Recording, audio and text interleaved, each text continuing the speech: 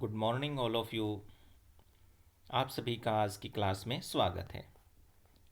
आज फिर हम अपने अध्याय नंबर 5 यायावर साम्राज्य के बारे में यहाँ पर जानेंगे। और हम बात कर रहे थे कि जो मतभेद थे चंगेज़ खां और उसकी आने वाली जो नस्लें थी उनके बीच में, क्योंकि चंगेज़ खां को एक हत्यारा भी लोगों ने माना और लूट मार की जो है प्रणाली के ऊपर जो है अपने आप को क्या करता था, जोड़ता था। तो इन लोगों ने जो है उस प्रणाली को क्या किया, यहाँ पर छोड़ने का प्रयत्न किया ताकि वो जो कलंक था हत्यारों का वो जो है इस वंश से क्या हो जाए, निकल जाए। तो उसके लिए जो है यहाँ पर एक शाखा थी हमारे पास, टोलीद। उसने जो इनके पारिवारिक जो मतभेद है उसका वृतांत बड़ी निपुणता से जो है क्या किया था, संरक्षित किया था। उसने बताया था कि चीन और ईरान पर उनके नियंत्रण का और उनके परिवार के सदस्यों का बड़ी संख्या में जो है विद्वानों को अपने यहाँ पर भर्ती करने का क्या है, परिणाम है। और परिष्कृत रूप में हम कह सकते हैं कि अतीत से अलग होने का मतलब पिछले शासकों की अपेक्षा प्रचलित शासकों के गुणों को अधिक क्या करना था, लोकप्रिय बनाना था। उनकी तुलना थी कि उसने इस प्रक्रिया में स्वयं चंगेज़ खान को भी नहीं छोड़ा था, क्योंकि जो इतिहासकार थे फारसी, ये देखिए फारसी जो इतिहासकार थे, मान खानों द्वारा की गई रक्त रंजित हत्याओं का जो है विस्तृत क्या करते हैं, वर्णन करते हैं। और उन्होंने मृतकों की संख्या को भी क्या है, बढ़ा चढ़ा करके बताया। उदाहरण के लिए एक चशमदीद ने बताया कि बुखारा के किले की रक्षा के लिए 400 सैनिक तैनात थे, लेकिन इलखानी इतिहास वर्त में विवरण दिया कि बुखारे के किले पे आक्रमण के लिए कितने सैनिक थे, 30,000 सैनिक क्या हो गए, मारे गए। ये सारा का सारा काम किया जा रहा था कि चंगेज़ खां को हत्यारा साबित किया जाए। खून खराबे वाला जो है वो क्या था, एक व्यक्ति था। ये देखिए, तसल्ली बख्श यह कथन भी दिया जाने लगा कि समय बदल गया है और अब पहले जैसा खून खराबा क्या हो गया है, समाप्त हो गया है। चंगेज़ खां के वंशजों को विरासत में जो कुछ भी मिला वो क्या था, महत्वपूर्ण था। लेकिन सबसे बड़ी उनके सामने ये समस्या थी कि वे अब एक स्थानबद्ध समाज में अपनी क्या जमाना चाह रहे थे, धाक जमाना चाह रहे थे, क्योंकि कबीले जो है ख़त्म हो चुके थे और वो सारे के सारे क्या हो गए थे, एक स्थान पर मिलकर के रह रहे थे।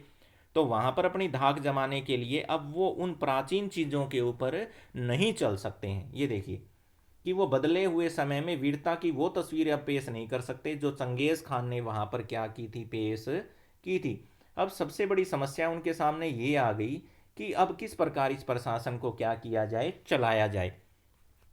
तो उसके लिए यहाँ पर चंगेज़ खान ने एक प्रणाली दी थी, यास की। यास एक कानूनी पुस्तक थी, एक विधि संहिता थी। किसकी किसकी विधि संहिता थी ये, चंगेज़ खां की।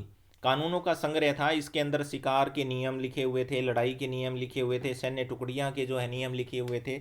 और राजा जो समय समय पर आदेश देता था उन सारों का इसके अंदर क्या किया गया था, वर्णन किया गया था। सैन्य प्रणाली को कैसे संगठित किया जाए, डाक प्रणाली को जो है कैसे संगठित किया जाए। तो इनके जो आने वाले पूर्वज थे उन्होंने यास का सहारा लिया कि हम इसके अनुसार जो है क्या करेंगे, हमारे प्रशासन को क्या करेंगे, चलाएंगे। देखिए कि डेविड ओयलोन के शोध के बाद यास पर हाल ही में हुआ कार्य है। यास क्या थी, ये वो एक नियम संहिता थी जिसके बारे में कहा जाता है कि चंगेज़ खान ने 1206 में कुरिलताई में लागू की थी। यह उन जटिल विधियों का वर्णन विस्तृत रूप से करता है जो महान खान की स्मृति को जो है स्मृति में बनाए रखने के लिए उसके उत्तराधिकारियों ने क्या कर ली, प्रयुक्त कर ली। वो चंगेज़ खां को छोड़ना नहीं चाहते थे, इसलिए उसने यास को अपनाया। और यास को उस समय यासाक भी लिखा जाता था, जिसका अर्थ था विधि, आज्ञप्ति या आदेश। वास्तव में जो थोड़ा बहुत हमें यासाक के बारे में मिलता है उसका संबंध किससे है, प्रशासनिक विनियमों से है कि आखेट जो है वो कैसे किया जाए, सैन्य जो है सामग्री कैसी हो, डाक प्रणाली का संगठन जो है कैसे किया जाए। तो इसका मतलब ये था कि चंगेज़ खां की विधि संहिता, कि चंगेज़ खां जो है प्रशासन को किस हिसाब से क्या करता है, चलाता है। तो उसने कहा था कि यदि उसी समय घटने वाली घटनाओं की ओर देखें तो शायद हम इस शब्द के अर्थ में होने वाले परिवर्तन को क्या कर सकते हैं, समझ सकते हैं। क्योंकि 13वीं जो शताब्दी थी उस समय तक मंगोल एक एकीकृत जनसमूह के सामने क्या हो गया था, उभर गया था और एक विशाल साम्राज्य का क्या हो चुका था, निर्माण हो चुका था, जिसे दुनिया ने पहले कभी भी नहीं देखा था। तो उस अत्यंत जटिल शहरी समाज पर शासन करना जिसके अपने इतिहास हो, अपनी संस्कृति हो, अपने नियम हो, तो मंगोलों का अपने साम्राज्य के क्षेत्रों पर जो राजनीतिक प्रभुत्व रहा वो भी संख्यात्मक रूप में, लेकिन वो खुद क्या थे, अल्पसंख्यक थे। तो उनके लिए अपने अधिकार के दावे करना, जो उसको पूर्वजों से प्राप्त हुआ है उसके बारे में बताना, ये सारी चीज़ें अब क्या हो गई थी, लेस मात्र रह गई थी। तब उन्होंने यास, जो मंगोल जनजाति की एक प्रथागत परंपराओं का क्या था, संकलन था, किंतु ये बनाया किसने था, चंगेज खान ने।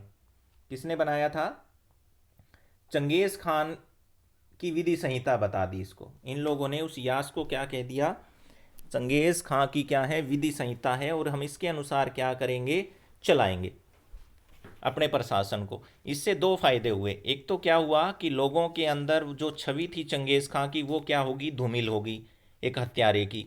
दूसरा क्या हुआ था, ये लोग अपने आप को चंगेज खां का वंशज कहने में शर्म महसूस नहीं करेंगे। क्या कहता है देखिए, इन्होंने जो है मूसा और सुलेमान की भांति अपने एक स्मृतिकार होने का क्या किया, दावा किया, जिसकी प्रमाणिक प्रजा जो संहिता है वो प्रजा पे क्या की जाएगी, लागू की जाएगी। और याज जो है मंगोलों की समान आस्था रखने वालों के आधार पर संयुक्त करने में क्या रहा, सफल रहा। चंगेज खां उनके वंशजों से मंगोलों की निकटता को स्वीकार किया, यद्यपि मंगोलों ने काफ़ी हद तक अब स्थानबद्ध जो जीवन है उसको अपना लिया था। क्योंकि रीज़न है बच्चों, यहाँ पर मैं आपको बता देता हूँ कि चंगेज़ खान ने जिस विपरीत परिस्थितियों में मंगोल साम्राज्य का निर्माण किया था उस समय तो लूटपाट जायज़ थी, क्योंकि ना अच्छा व्यापार था, ना कृषि व्यवस्था थी, ना उनके पास संसाधन थे। चंगेज़ खान ने जो साम्राज्य छोड़ा, उसके बाद में उसके बेटों ने उसका विस्तार किया, चाहे मोंके ने उसका विस्तार किया हो, तोले ने उसका विस्तार किया हो, ओगदेई ने चाहे उसका विस्तार किया हो, बाटू ने चाहे उसका विस्तार किया। उसके विस्तार के बाद जो है एक समय ऐसा आया जब लड़ाइयाँ क्या होगी, बिल्कुल बंद होगी। जब लड़ाइयाँ बंद हो जाएगी तो समृद्धि आना क्या हो जाती है, स्वाभाविक हो जाती है। जहाँ भी शांति होगी वो क्षेत्र क्या बन जाएगा, समृद्ध हो जाएगा। तो कृषि क्षेत्र का विस्तार हो गया, रेशम के मार्ग से व्यापार होना शुरू हो गया, तो साम्राज्य को जो है बहुत ज़्यादा आय जो है मिलनी क्या हो गई, शुरू हो गई, बाज कर लगा दिया। इससे जो है अब लूटपाट करने की आवश्यकता नहीं रही, किसी भी राजा को अपने साम्राज्य को चलाए जाने के लिए किसकी आवश्यकता नहीं रही, लूट माट की आवश्यकता नहीं रही। अब तो उन्हें एक स्थायी नियम और कानून बनाए रखने थे जिससे जो है वो किसको संचालित करे, अपने साम्राज्य को। तो अब उन्होंने चंगेज़ खां के द्वारा जो एक यास, जो एक कानूनी पुस्तक बनाई गई थी उसके द्वारा इन्होंने जो है अपने प्रशासन को क्या किया, चलाना शुरू कर दिया। ये देखिए, यास ने उनको अपनी कबीलाई पहचान बनाए रखने और अपने नियमों को उन पराजित लोगों पर लागू करने का क्या दे दिया, आत्मविश्वास दे दिया। और यास जो है एक सशक्त विचारधारा बन गई। हो सकता है चंगेज खान ने इस विधि की कोई योजना ना बनाई। चंगेज खान ने जब यास का निर्माण किया था तब उसने ये नहीं सोचा होगा कि उसकी मृत्यु के बाद जो है यास आने वाले उनके पूर्वजों के लिए जो है कितना जो है समस्या का समाधान का सूत्रपात करने का क्या बनेगी, ये साधन बनेगी। और कैसे जो है पूरे मंगोलिया प्रदेश के अंदर यास को जो है क्या कर लिया जाएगा, मान लिया जाएगा। ये कह रहा है देखिए, लेकिन वह निश्चित रूप से उसकी कल्पना शक्ति से जरूर प्रेरित था, जिसने विश्वव्यापी मंगोल राज्य की संरचना में अहम भूमिका क्या की थी, निभाई थी। अब हम निष्कर्ष में यहाँ पहुँच रहे हैं कि चंगेज़ खां और मंगोलों का विश्व इतिहास में स्थान। तो यहाँ पर दो बातें की जाएंगी। अगर मंगोलिया क्षेत्र को अगर हम छोड़ दें तो बाहरी जो क्षेत्र है, चाहे वो यूरोप है, चाहे वो एशिया है, चाहे चाइना है, वो लोग हमेशा ही चंगेज़ खां को एक हत्यारा ही क्या करेंगी, मानेंगी, खूनी दरिंदा ही उसको क्या करेंगी, वो शो करेंगी, वो इनको जो है भय की दृष्टि से ही क्या करेंगी, देखेंगी। और अगर इसका दूसरा पक्ष मंगोलिया लोगों को देखेंगे तो वो कहेंगे कि हम यायावरी लोग थे, एक स्थान से दूसरे स्थान पर भटकते रहते थे, हमारा कोई भी जो है समाज के अंदर सम्मान नहीं करता था, हमारा विश्व के अंदर जो है कोई भी मान सम्मान नहीं था। तो वो मान सम्मान अगर आज हमें मिल रहा है किसके रूप में, संगठन के रूप में, तो वो देने का श्रेय हमें किसने दिया है, वो चंगेज़ खान ने दिया है। तो इस पॉइंट के तहत हम इन्हीं चीज़ों का क्या करेंगे, अध्ययन करेंगे। ये देखिए, हमारी कल्पना में ऐसी तस्वीर आती जैसे एक विजेता, नगरों को ध्वस्त करने वाला, एक ऐसा व्यक्ति जो हजारों लोगों की मृत्यु का क्या है, उत्तरदायी है। और चाइना के लोग, ईरान के लोग और पूर्वी यूरोप के नगरवासी स्टेपी के इन गिरोह को किसकी दृष्टि से देखते थे, भय और घृणा की दृष्टि से। लेकिन फिर भी अगर मंगोलों की बात करें तो चंगेज़ खां अब तक का सबसे महान क्या था, उनके लिए शासक था। क्यों था, मंगोलों को संगठित उसने किया, लंबे समय से जो कबीलों की लड़ाइयाँ हो रही थी उसको बंद किया, चीनी लोग जो उनका शोषण कर रहे थे उनसे उसने मुक्ति दिलाई, उनको जो है शक्तिशाली बनाया, और एक पार महाद्वीपीय साम्राज्य की क्या की निर्माण किया, व्यापार और रास्तों का और बाजारों का पुनर्स्थापन किया। ये वो पॉइंट्स हैं। यहाँ एक पर्सन आपका क्या हो रहा है, पूर्ण हो रहा है कि मंगोल जो है चंगेज़ खान को सबसे महान शासक क्यों मानते। उसका कारण है ये, मंगोलों को क्या किया, संगठित किया। कबीलाई लड़ाइयाँ थी, उनका क्या किया, अंत किया। चीनी शोषण से क्या दिलाई, मुक्ति दिलाई। बाजारों को क्या किया, व्यवस्थित किया। और एक प्रा महाद्वीपीय जो है किसका निर्माण किया, साम्राज्य का जो है निर्माण किया। लेकिन यहाँ पर हमारे सामने दोनों ही चित्र उसके क्या हैं, उभर कर आ रही हैं। देखिए कि चंगेज़ खां के इन परस्पर विरोधी चित्रों का कारण एकमात्र परिप्रेक्ष्य भिन्नता ही नहीं है, बल्कि ये विचार हमें सोचने पर मजबूर कर देते कि इस तरह एक प्रभावशाली दृष्टिकोण अन्य को पूरी तरीके से क्या कर देता है, मिटा देता है। भी एक तरफ तो महानायक है, दूसरी तरफ क्या है, हत्यारा है।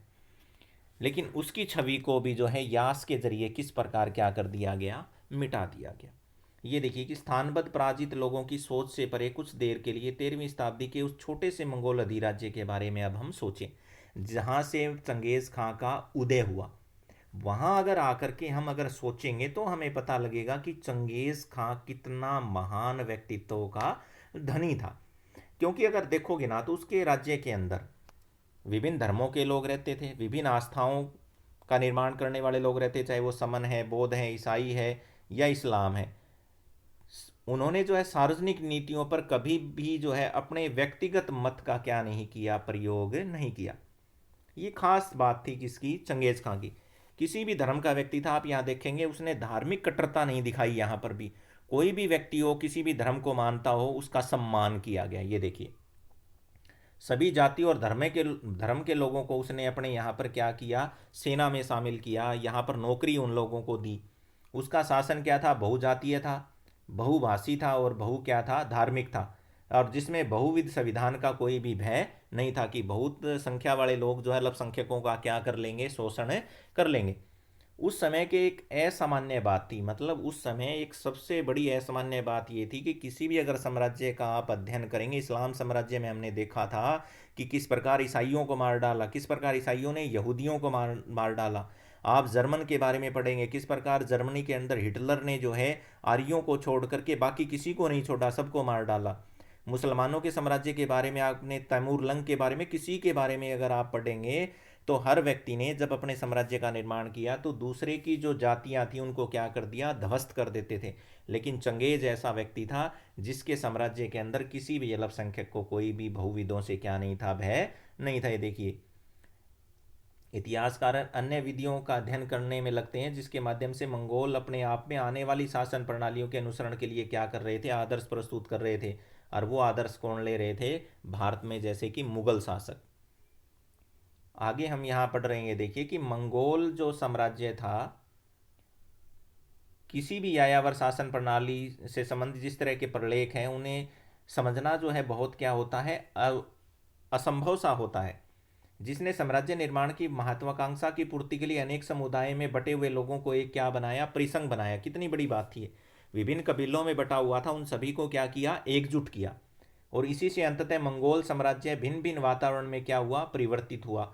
और मंगोल साम्राज्य के संस्थापक की प्रेरणा एक प्रभावशाली क्या बनी, शक्ति बनी कि किस प्रकार एक कबीले का व्यक्ति जो है एक बहुत बड़े साम्राज्य का क्या कर सकता है, निर्माण कर सकता है, जो आने वाली पीढ़ियों के लिए एक किसका काम करेगी, साधन का काम करेगी, उनके लिए एक प्रेरणा का क्या करेगी, काम करेगी। और इसी के लिए यहाँ एक एग्जाम्पल बताया कि तैमूर जो एक विश्वव्यापी राज्य की आकांक्षा रखता था, अपने आप को राजा घोषित करने में क्या किया, उसने संकोच महसूस किया। क्यों किया, क्योंकि वो चंगेज़ खां के वंश का नहीं था। तो उसने अपने आप को जो है स्वतंत्र प्रभुसत्ता की घोषणा की। तो उसने कहा कि वो चंगेज़ खां के परिवार के दामाद हैं। अपने आप को उसने चंगेज़ खां के दामाद के रूप में जो है क्या किया, प्रस्तुत किया। तो इससे आप समझ सकते हैं कि चंगेज़ खां का नाम जो है उस टाइम कितना महत्वपूर्ण था। तो अगर आज के दशक में रूसी नियंत्रण के बाद मंगोलिया एक क्या है, स्वतंत्र राष्ट्र है। बहुत दशकों तक रूस के नियंत्रण में रहा ये, और आज क्या है, स्वतंत्र राष्ट्र के रूप में उसकी पहचान बनी है। तो उसने चंगेज़ खां को अपना क्या माना है, राष्ट्र नायक माना है। उसका सार्वजनिक रूप से मंगोलिया के लोग क्या करते हैं, सम्मान करते हैं। जिसकी उपलब्धियां है उसका वर्णन वो अब गर्व के साथ करते हैं। क्योंकि वो कहते हैं कि मंगोलिया के इतिहास में इस निर्णायक समय पर चंगेज़ खां एक बार फिर मंगोलों के लिए क्या बन गया, एक आराध्य व्यक्ति बन गया है आज के समय में।